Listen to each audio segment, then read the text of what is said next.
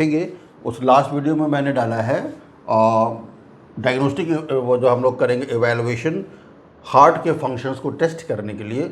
उसमें हम लोग ने जो कल बात करी थी that was the laboratory test. ठीक है, अब हम लोग कुछ उससे ऊपर बढ़ेंगे, अब हम लोग कुछ उससे आगे बढ़ेंगे। ठीक है, सो हियर आज हम लोग देखेंगे कार्डियक स्ट्रेस टेस्टिंग। आपने लोग देखा होगा कि डॉक्टर्स लिख देते हैं TMT। अभी हम इको की बात नहीं कर रहे हैं, ठीक है, अभी हम स्ट्रेस टेस्टिंग की बात कर रहे हैं। कार्डियक स्ट्रेस टेस्टिंग में जो इम्पोर्टेंट चीज़ है वो ये है कि हार्ट को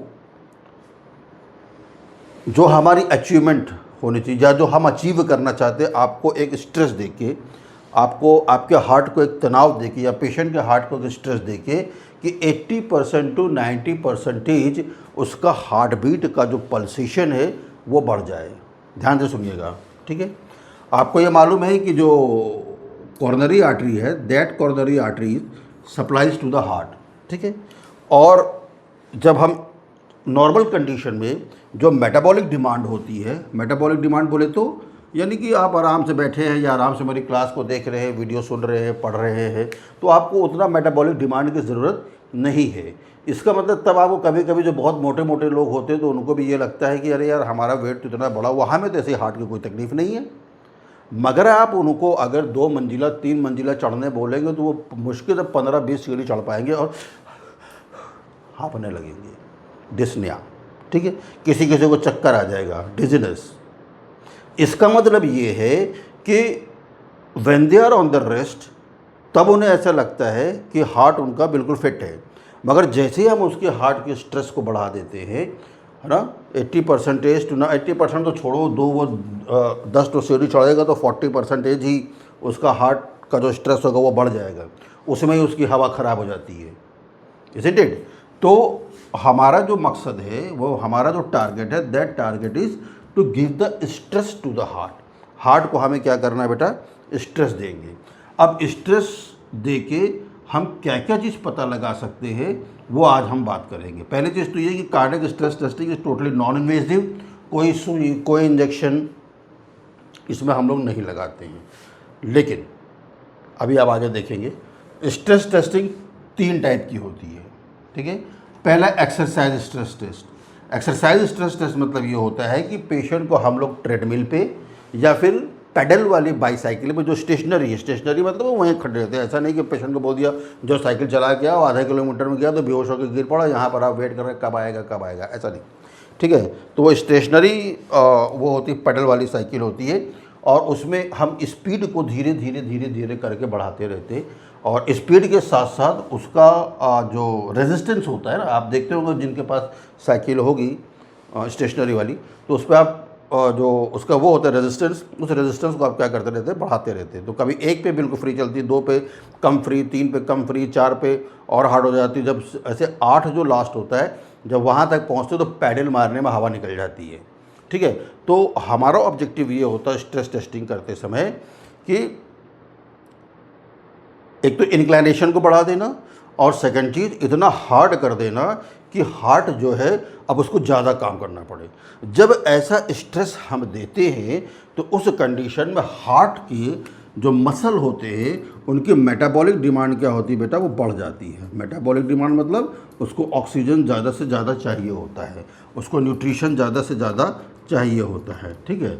और वैसे भी मसल्स की कुछ अपनी एक खासियत होती है और वो जब हम लोग मसल सिस्टम जब पढ़ेंगे तो आपको बताएंगे, यहाँ पर हो सकता है आप पढ़े भी हों, ठीक है। तो जब हम स्ट्रेस देते हैं तो मेटाबॉलिक डिमांड बढ़ जाती है। इसी मेटाबॉलिक डिमांड को हमको चेक करना है कि क्या उस पेशेंट का हार्ट जिसे हम स्ट्रेस दे रहे हैं, TMT में, ट्रेडमिल टेस्ट भी इसे बोलते हैं, this is also called treadmill test, TMT, treadmill test, ठीक है। इसमें स्ट्रेस ही देते हैं और जैसे जैसे हम पेशेंट का ड्यूरेशन होता है ना, first we have started at the rate of 3 to 4 kilometre per hour, ठीक है। जब हम स्पीड उस पर ट्रेडमिल पे कर रहे हैं 10 to 15 मिनट्स पेशेंट के चलने के बाद हम लोग क्या करते हैं, continuous monitoring of the electrocardiograph, ठीक है। तो हम लोग लीड्स लगा देते हैं, पेशेंट को फट से लेटाते हैं, ECG लेते हैं और ECG लेने के बाद उस रिकॉर्ड्स को रख लेते हैं। फिर अगेन हम स्पीड को बढ़ाते हैं, फिर हम उसका ECG करते हैं, फिर हम स्पीड बढ़ाते हैं और फिर ईसीजी करते तब तक करते हैं जब तक कि 80% या 90% जो हमारा गोल है वो अचीव ना हो जाए या फिर पेशेंट हाथ ना खड़ा कर दे, अरे वाह अब मर जाएंगे, अब मर जाएंगे। तो ये हो सकता है कि 3 to 4 किलोमीटर पर आवर की स्पीड में ही वो ऐसा बोलने लगे, और हो सकता है कि वो 7 to 8 किलोमीटर पर आवर की स्पीड में भी ना बोले ऐसा, 10 to 12 भी बढ़ा दो, इसका मतलब ओके है, ठीक है। तो हम ये रेगुलर ईसीजी इसलिए लेते हैं स्ट्रेस देने के बाद। पहला हमारा कारण ये होता है कि either that treadmill test is positive और नेगेटिव। अब ये कैसे निकालेंगे ये हम आपको बताएंगे, ओके। सबसे पहले हम लोग 3 तरीके का कार्डियक स्ट्रेस करते हैं। One is exercise stress test. तो बेटा एक्सरसाइज स्ट्रेस टेस्ट मैंने आपको बता ही दिया है। आप एक ट्रेडमिल टेस्ट करते हैं या फिर आप पैडल बाईसाइकिल जो स्टेशनरी होती है, मतलब रुकी रहती है एक जगह, उस पर करते हैं, ठीक है। इन दोनों किसी में भी कर सकते हैं। दूसरा जो हमारे पास स्ट्रेस टेस्ट है that is a pharmacological stress test. कुछ पेशेंट ऐसे होता है जैसे जिसके दोनों पैर ही नहीं है, अब वो ट्रेडमिल पे कैसे दौड़ेगा, ठीक है।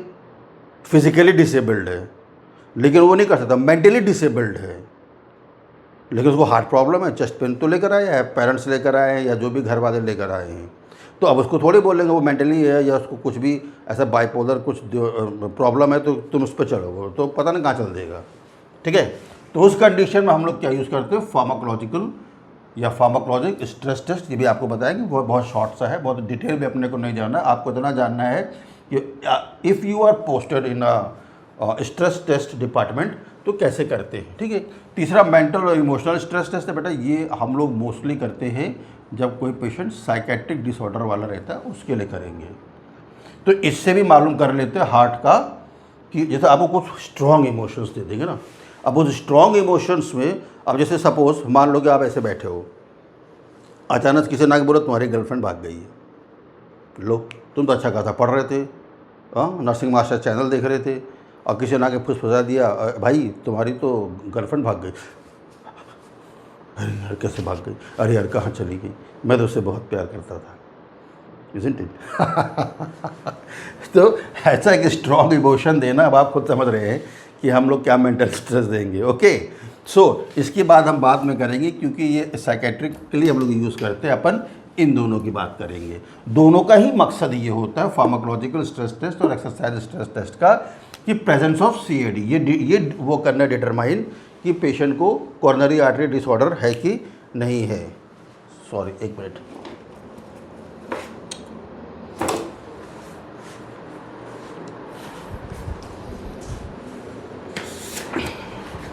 तो हम लोग को दोनों ही कंडीशन में, चाहे हम फार्माकोलॉजिकल वो कर रहे हैं स्ट्रेस टेस्ट कर रहे हैं या फिर एक्सरसाइज स्ट्रेस टेस्ट कर रहे हैं, दोनों में ही हमको क्या डिटरमाइन करना है, presence of CAD. CAD means होता है coronary artery disease. Coronary artery disease में मैंने आपको कल भी बताया था जब हम लोग लेबोरेटरी पढ़ रहे थे, एथेरोस्क्लेरोसिस, इस पर मैं एक डिटेल क्लास दूँगा क्योंकि ये एमआई है। कॉज ऑफ चेस्ट पेन लेकर आए हैं और पेशेंट ने कंप्लेन भी कर रहा है कि रेडिएट कर रहा है हमारे लेफ्ट आर्म में, रेडिएट कर रहा है हमारे लेफ्ट बैक स्कैपुला में, रेडिएट कर रहा है हमारे लेफ्ट जॉ में, it is radiating to the upper abdomen also. तो अब ये कॉज करेंगे कि either that is due to the atherosclerosis और एंजाइना है, ठीक है।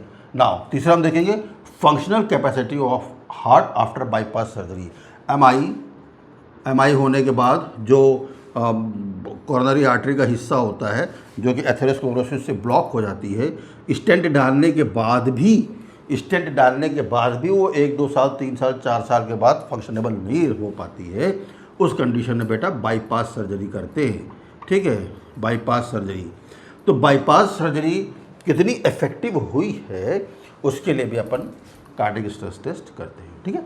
Next point, effectiveness of anti anginal और एंटी एरिदमिक मेडिकेशन। कोई भी हम एंजाइना की मेडिकेशन दे रहे हैं, और एक बच्चे ने मुझसे रिक्वेस्ट किया था कि सर आप क्या होता है डिसरिदमियास पर भी क्लासेस डालें, एरिदमियास पर भी क्लासेस डालें। वो भी मैं डालूंगा क्योंकि तभी आप समझ पाएंगे इसको। तो हो सकता है कि ये अर्ली हो गया मगर जहन में रखना।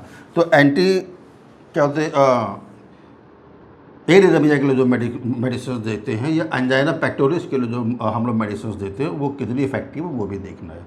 एक्सरसाइज करने के बाद जो डिसरिदमियाज है, there are multiple types of dysrhythmias, और ये ऐसे नहीं पता चलता बेटा, ये ईसीजी से ही पता चलता है।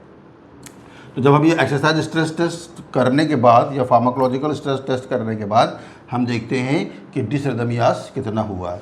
लास्ट वाला शायद आपको ना दिख रहा हो, हाँ, इसका मतलब होता है कि स्पेसिफिक, मतलब जो लास्ट पॉइंट है हमको वो करना डिटरमाइन कि अगर कुछ प्रॉब्लम निकल रही है, अगर कोई भी प्रॉब्लम नहीं निकल रही है तो हम किसी भी पेशेंट के लिए एक फिटनेस प्रोग्राम के गोल को सेट कर सकते हैं। Is it clear?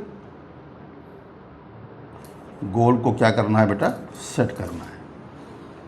तो I think this is very clear. बहुत ही मैंने सिंपल वे में बहुत स्लोली बताया है। अब ऐसा नहीं कि सभी का कर दो, अरे साहब हमारी तो ड्यूटी वहाँ लगी हम सबका करेंगे, ऐसा नहीं है।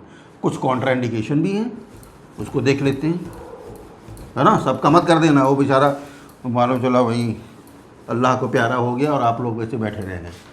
तो बाबा ध्यान देखिए, so there is some contraindication also, contraindication, ठीक है।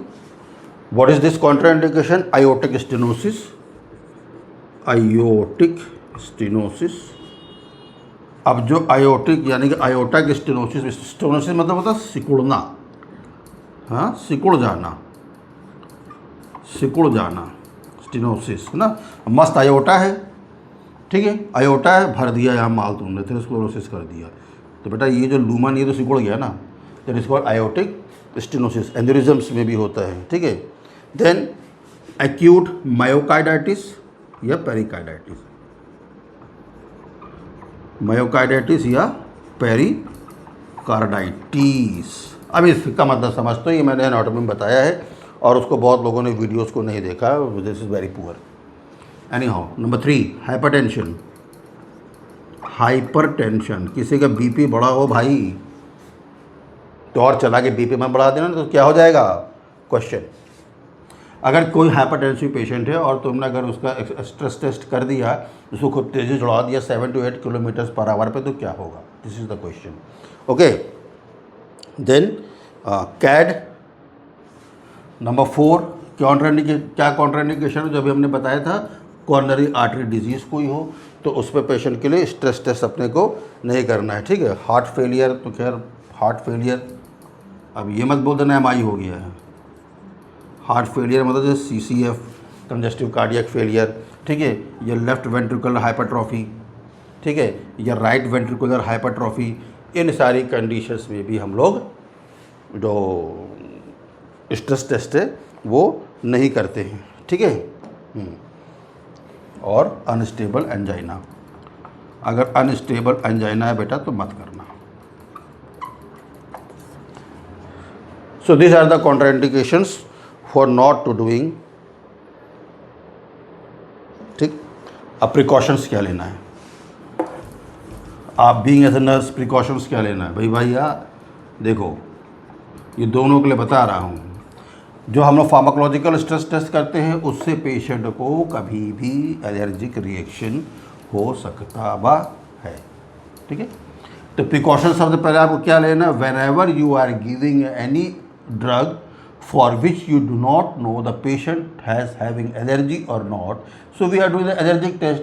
मगर इसमें हम एलर्जिक टेस्ट नहीं करते, लेकिन इन केस अगर एलर्जी हो गई, इन केस अगर सेंसिटिविटी हो गई, तो आपको क्या रखना है? Life saving drugs. ये भी एक टॉपिक है बाबा, क्या क्या ड्रग्स आप रखेंगे, तो ये लाइफ सेविंग ड्रग्स भी आपको रखना है। उसके साथ साथ अब पेशेंट को डिस्निया और ये सारी चीज़ें हो गई तो क्या रखना है आपको? Advance life support.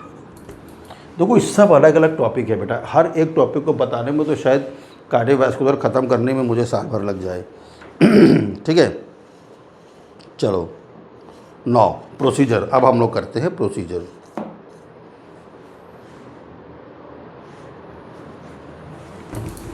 हमने आपको पहले बताया था कि प्रोसीजर हमको ये करना है बेटा। अब ये तो मैंने आपको बता दिया कि जो स्टेशनरी पेडल साइकिल उस पर या फिर ट्रेडमिल पे हम लोग करते हैं।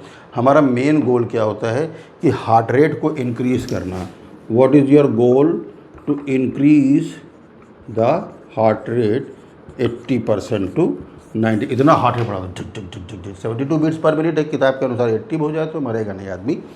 लेकिन किताब की बात, अब भाषा में बात करते हैं, ठीक है।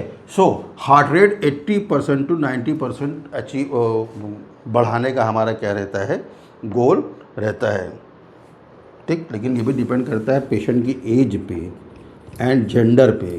भाई आदमी को तो तुम भगाओगे तो चलो भाग लेगा भन भन भन भन करके, लेकिन बेचारी की लेडीज़ को भगा दोगे, अगर वो एथलीट नहीं है तो फिर क्या होगा, तो वहीं गिर पड़ेगी। So always keep the factor in age and gender to increase, जब हम 80% टू 90% बढ़ाने की कोशिश करते हैं, ठीक है। अब now next important point is monitor, तुम्हें क्या क्या करना है, ठीक है। तो मॉनिटरिंग में हम बेटा क्या क्या करते हैं, मैंने आपको बताया था।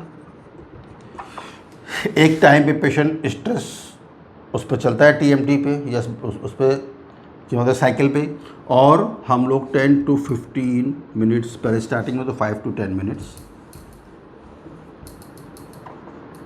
जब पेशेंट वॉक कर लेता है एक लिमिटेड स्पीड पे, मान लो 3 टू 4 किलोमीटर पर आवर पे, उसके बाद अपन क्या लेते हैं, ECG. Then again 10 to 15 minutes, अब इसकी स्पीड को बढ़ा दो, फिर हम क्या लेते हैं, ईसीजी, यानी मल्टीपल ईसीजीज लेते हैं, और हम स्पीड को क्या करते रहते हैं, बढ़ाते रहते। साइकिल में स्पीड क्योंकि आप पे डिपेंड करती है, क्योंकि ट्रेडमिल पे तो क्या हुआ, आपने 4 किलोमीटर पर आवर पर सेट कर दिया तो बन बन बन बन बन बन भागता है, लेकिन साइकिल वाले पे ऐसा नहीं है। तो वहाँ पर क्या करते हैं, रेजिस्टेंस को बढ़ाते हैं ताकि आपको और ताकत लगे, ठीक है, आपको और क्या लगे, ताकत लगे। सो फिर ये हम लोगों ने क्या कर लिया, मॉनिटरिंग कर लिया। फिर अगर पेशेंट इसको भी परसीव करिए 5 टू 6 किलोमीटर पर आवर को, वेरी गुड, तब फिर हम लोग 10 टू 15 मिनट्स पेशेंट को चलाएंगे 7 to 8 kilometre per hour speed पे, इसको हम लोग रख देंगे, फिर ईसीजी लेंगे। अगर सब कुछ ओके है, ईसीजी में आपने क्या देखा था, PQ RST everything is okay, everything पूरा ग्राफ, मतलब हालांकि वो हो जाएगा, टकीकार्डिया हो जाएगा भाई, जब हार्ट बीट बढ़ेगी तो टकीकार्डिया हो जाएगा। तो आपको हो सकता है कि वहाँ पर हार्ट बीट कितनी आ जाए, 140 बीट्स पर मिनट, तो घबराने का नहीं है, यही तो अपन चाह रहे थे करने के लिए। इसलिए चाह रहे थे कि हार्ट को जब ताकत स्ट्रेस दे रहे हैं तो ग्राफ सही आ रहा कि नहीं। अब तुम समझ जाओ, अगर किसी पेशेंट को MI होगा तो ग्राफ क्या होगा, अभी पूछते हैं, ठीक है। तो बेटा हम लोगों ने क्या पहले किया, मॉनिटरिंग, ईसीजी हम लोग करेंगे। ईसीजी मॉनिटरिंग करने के बाद हम लोग पेशेंट का हार्ट रेट देखेंगे, उसका क्या होता है, जो पल्स का रिदम होता है वो देखेंगे। रिदम मतलब लब डब लब डब लब, एक एक पल्स के बीच में कोई एक्टॉपिक पल्स ना हो, ठीक है, एक नॉर्मल पॉइंट वो पल्सेस चलती रहे। लेकिन अगर इन दोनों के बीच पे कोई एक आपको और फील हो रहा है तो उसको हम क्या बोलते हैं, एक्टॉपिक पल्स। यानी पहली जो सुनी और जो दूसरी सुनी बोल रहा, जो आपने फील करी और दूसरी फील करी, उसकी फिर पिट से आपने एक और फील करी, then that is called ectopic pulse. उसी तरीके से जब हम लोग हार्ट साउंड को सुनते हैं तो एक लब डब के दूसरे लब डब के बीच में अगर कोई साउंड आती है, that is what, that is the ectopic heart beat. फर्जी घुस गई बीच के अंदर, इज़ इट। तो मॉनिटर क्या करना है, पहले हम लोग ईसीजी मॉनिटरिंग को करेंगे, हम लोग हार्ट रेट को देखेंगे, पल्स की रिदम को देखेंगे, ischemic changes, you will see the ischemic changes. Ischemic changes तो तुम समझ रहे हो भाई, है नहीं, इस्कीमिया, इस्कीमिक चेंजेस देखेंगे कि ब्लड सप्लाई प्रॉपर हो रही है कि नहीं। हाँ, हार्ट में तो ऐसा नहीं झाँकेंगे ना, तो कहाँ देखेंगे, नेल बेड्स, टंग,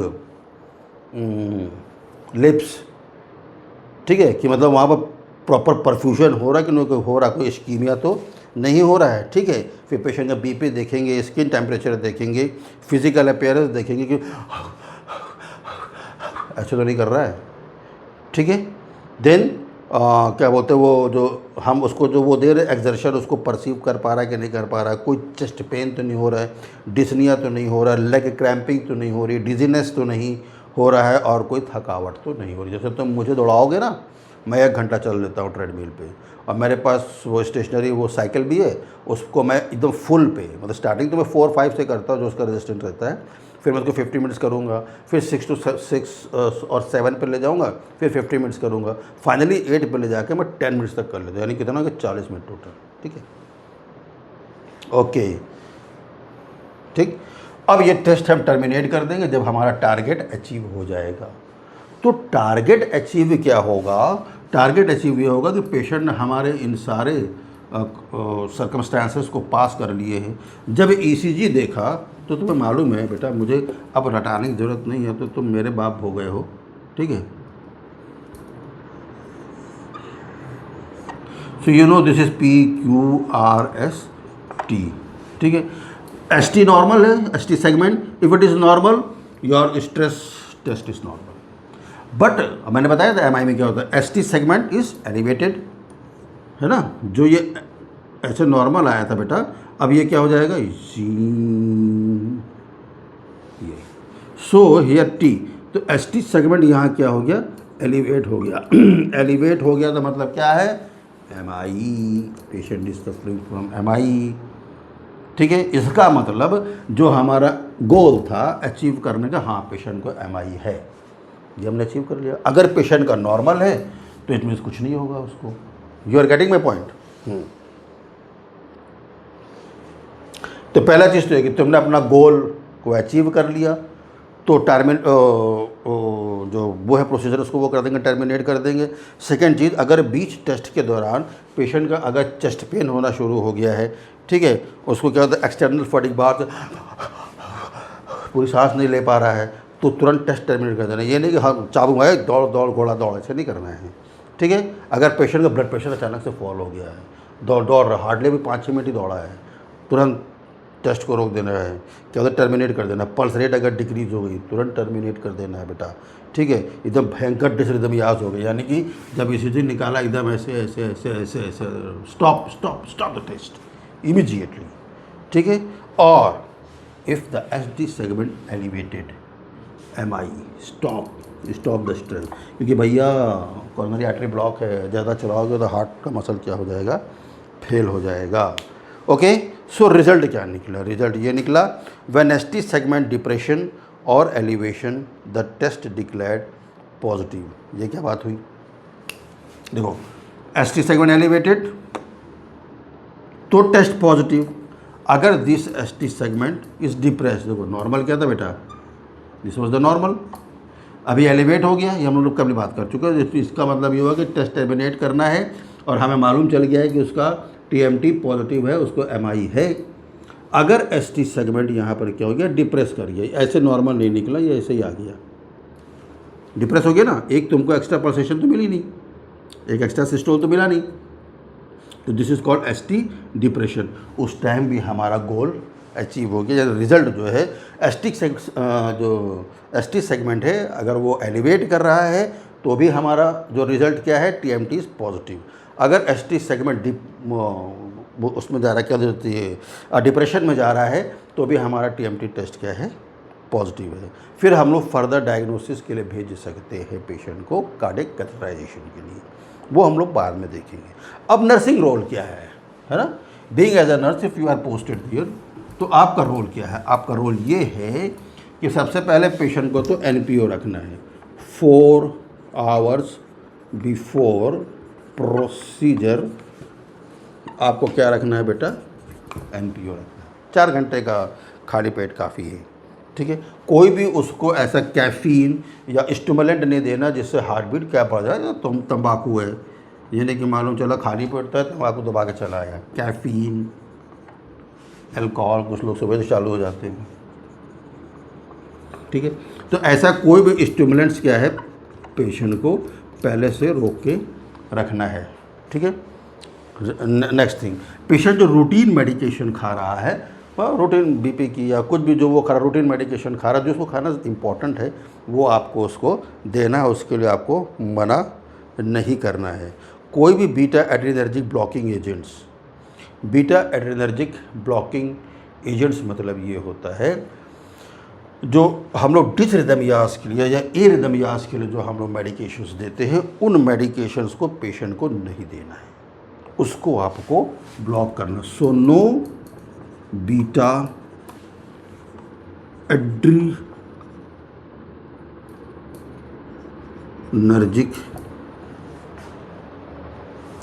ब्लॉकिंग एजेंट्स, ये नहीं देना है, ठीक है। This you should not give, इसको नहीं देना है। फिर आपको टेस्ट को एक्सप्लेन करना है कि उनको आपको बताना है कि भाई हम आपके ऊपर ये टेस्ट करने जा रहे हैं, ठीक है।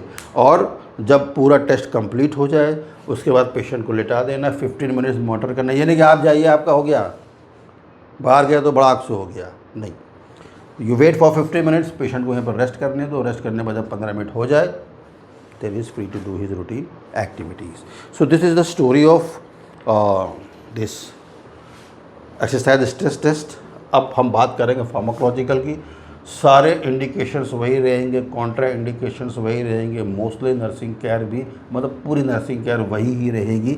बस इसमें चीज़ें बदल जाएंगी कि हम लोग जो बेटा फार्माकोलॉजिक स्ट्रेस टेस्ट कर रहे हैं, पहले बात है तुम ये जाना किसके लिए कर रहे हैं, जो लोग फिज़िकली डिसेबल्ड है, those who are physically disabled, है ना, दोनों पैर ही उनके नहीं है, उस कंडीशन में क्या करोगे, ठीक है। ऐसे पेशेंट जिसको कि प्रॉब्लम तो है लेकिन तुमने देखा कि 3 से 4 मिनट में वो खबर इसको छूटने लगी। सो फॉर दोज पेशेंट क्या बोलते हैं, who are not able to achieve the target, patient, ओहो किस्मत भी धोखा देती, पेन भी धोखा देता, patient who are not able to achieve the target from TMT। तो हम जब TMT कर रहे थे ये एक्सरसाइज स्ट्रेस टेस्ट EST, ठीक है।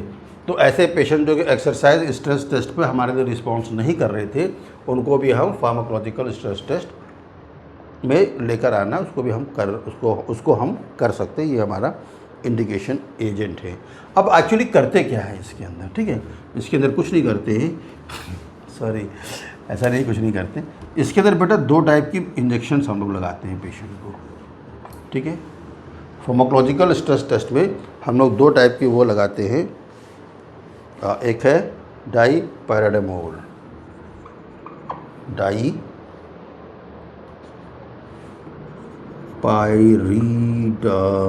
दिस इज अ इंजेक्शन, ठीक है। और इसका जेनरिक नेम है परसेंटाइन, मुझे लगता है दिख नहीं रहा होगा, परसेंटाइन, ठीक है। तो पहला इंजेक्शन हम लोग को ये लगाना है, दूसरा अपने को इंजेक्शन लगाना एडिनोसिन,